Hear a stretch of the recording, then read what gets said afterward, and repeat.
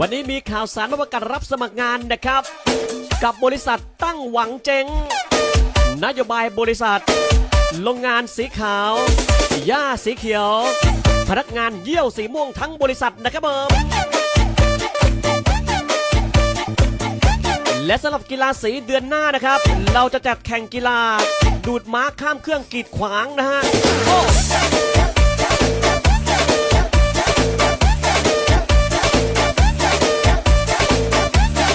โรงงานอะไรก็ไม่รู้